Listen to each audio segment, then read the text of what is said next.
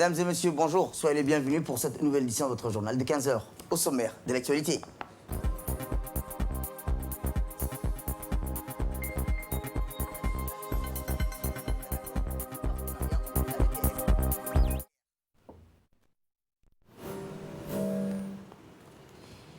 Et enfin, dans l'actualité internationale, les 27 doivent se retrouver ce lundi pour un 4e jour.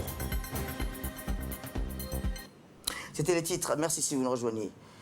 À la une, dans l'actualité nationale, le ministre de l'Intérieur, M. Moumin Ahmed Cheikh, a reçu dans son cabinet une visite d'adieu ou fin de mission de la représentante du Programme alimentaire mondial, le PAM, à Djibouti, Mme Moutinda Chimuka. Lors de cette entrevue, le ministre de l'Intérieur a salué le travail effectué par la représentante durant son séjour de la République de Djibouti. Le ministre a remercié la représentante de toute aide que son institution a apportée aux plus vulnérables et aux différents réfugiés accueillis par notre pays.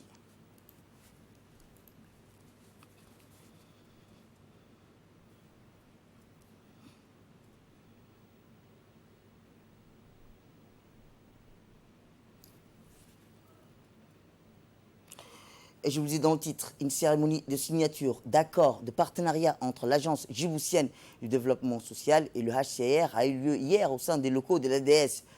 Ce partenariat avait pour objet d'initier un volet majeur d'appui à l'entrepreneuriat des réfugiés de Ali Adé. Rappelons-le, la facilitation de l'accès des réfugiés au programme de formation de l'entrepreneuriat, le développement de leur employabilité sont des éléments clés afin que les réfugiés d'Ali Adé puissent avoir l'opportunité d'être autonomes grâce notamment à l'appui de l'entrepreneuriat. La DDS ayant mis en œuvre ce projet grâce au financement du HCR pour l'employabilité des réfugiés afin de soutenir leur inclusion socio-économique à travers l'entrepreneuriat. Le projet s'inscrit dans le cadre des protections et d'assistance aux réfugiés pour encourager le développement économique des populations des réfugiés. Cet accord de partenariat a vu la participation de l'honorable député Abdurrahman Awali Yassine, du directeur général de l'ADS, M. Mahdi Mohamed Jama, du représentant du HCR à Djibouti, M. Yahoun Dokul Sakor.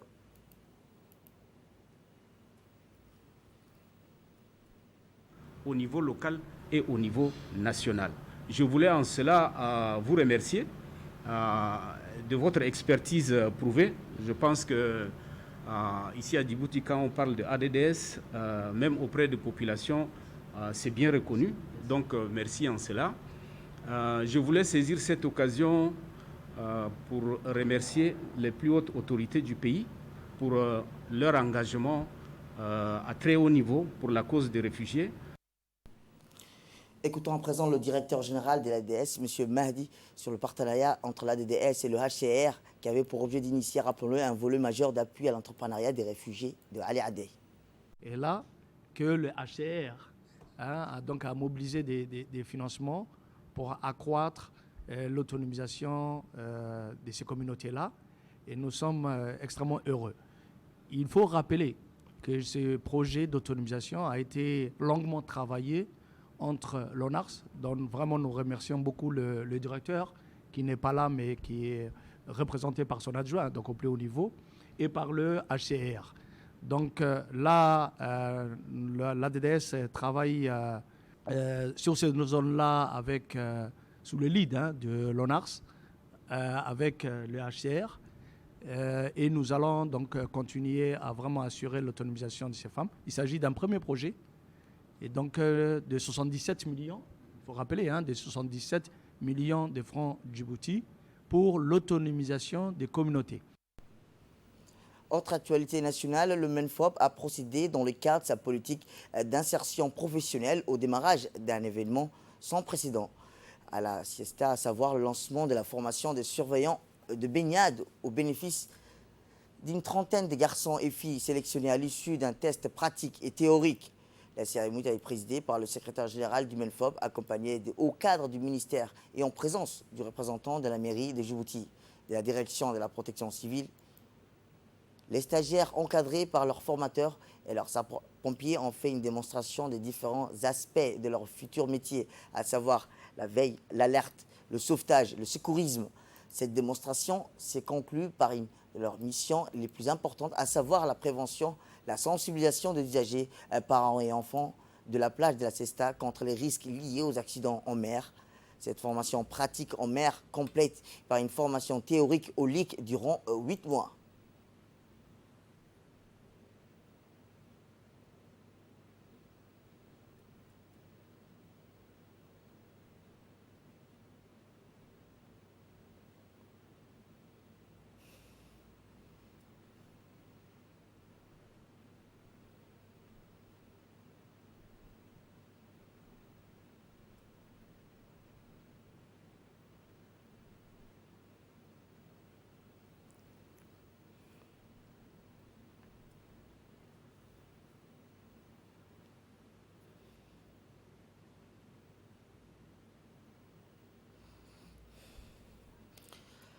L'objectif de ce projet initié par le ministre de l'Éducation nationale est de renforcer la sécurité de nos concitoyens, adultes, adolescents et enfants sur les plages publiques et privées, très fréquentées en période estivale. La Siesta, le Héron, Douda et dans les piscines publiques des centres de loisirs et hôtels de la place. Écoutons à ce propos le secrétaire général du ministère de l'Éducation nationale. Ce matin, nous sommes très heureux de lancer la formation des surveillants de baignade. Une formation qui va se clôturer avec un certificat de formation professionnelle, surveillant de baignade, et qui va durer 6 mois d'intense formation. Cette formation répond à un objectif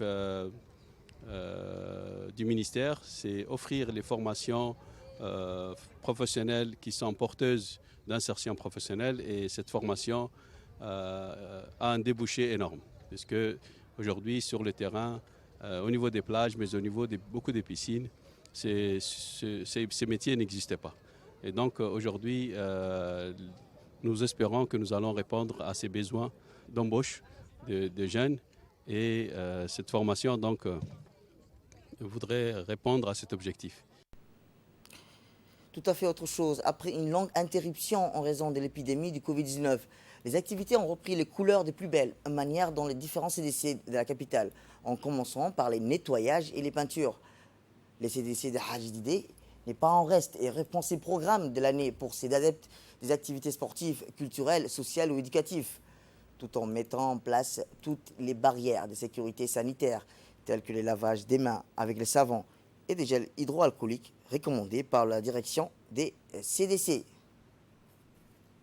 Après 3 mois de fermeture du confinement, nous avons mis tous les moyens nécessaires pour permettre aux utilisateurs d'utiliser les CDC, c'est-à-dire le respect des mesures barrières, en mettant des seaux de lavage des mains et des gels hydroalcooliques. En plus ça, on fait des séances de sensibilisation pour permettre de lutter contre le Covid-19. Toujours dans l'actualité sportive, une activité sportive, à savoir l'athlétisme de vitesse, a été organisée samedi dernier à Tadjoura. Ces activités sportives sont prévues dans le cadre de l'épanouissement de la jeunesse, également de la lutte contre la délinquance juvénile. En effet, ont pris part à ces activités sportives le sous-préfet de Randa, M. Adel Mohamed Daoud, la jeunesse ainsi que les sages de Randa. Cette journée riche en cérémonies culturelles est couronnée de succès. Les athlètes sont bien récompensés de leurs efforts physiques et sont très motivés pour renouveler une journée similaire dans la prochaine édition. Pour terminer, la sous-direction régionale remercie toutes les associations bénévoles de Randa qui ont apporté assistance à la réussite de cette journée. Sans répit après l'athlétisme, place au football. Le tournoi a été de football est lancé en effet sous la direction du secrétariat d'État à la jeunesse et au sport de Tadjoura en collaboration avec la jeunesse de Randa, qui a officiellement célébré le lancement du tournoi de l'été pour l'année 2020. Cette compétition opposera plusieurs clubs de la sous-préfecture de Randa et ses localités périphériques. Dans sa politique de lutte contre l'oisiveté et la délinquance juvénile, le secrétariat d'État à la jeunesse et au sport profite également de cette occasion au nord qui consiste pour réunir la jeunesse dans une ambiance inouïe, mais aussi pour détecter les jeunes talents pour leur promouvoir un avenir sportif et radieux. Et dans l'actualité internationale, je vous le dis dans le titre, au cours du dîner des dirigeants des 27, le président français Emmanuel Macron a même dénoncé la mauvaise volonté des États dits frugaux, c'est-à-dire les Pays-Bas, l'Autriche, la Suède, le Danemark et la Finlande. Il s'en est notamment pris au Premier ministre néerlandais ou à la chancelière autrichienne Sébastien Kurz est considéré comme le plus inflexible de 3 jours de négociations stériles. Même si tout le monde est d'accord sur le principe du plan de relance, la discussion bute sur plusieurs points. Dans le projet initial, les subventions des dons devraient s'élever à 500 milliards d'euros. Mais il a été proposé de réduire à 400 à 350 milliards. C'est ce qui se situe à limite et en dessous de la limite que Paris et Berlin sont prêts à accepter. Enfin, les prêts seraient portés sur 350 milliards d'euros contre 250 milliards de départ, mais ce ne sera pas suffisant, équitable pour les États frugaux. Et en Afrique, la République démocratique du Congo est secouée par une nouvelle vague d'Ebola. L'OMS est dit inquiet pour les montants et l'usage adéquat des fonds alloués à la lutte contre le virus. Depuis le 1er juin, le 11e épidémie de fièvre hémorragique Ebola se répand dans la région l'Équateur nord-ouest en République démocratique du Congo.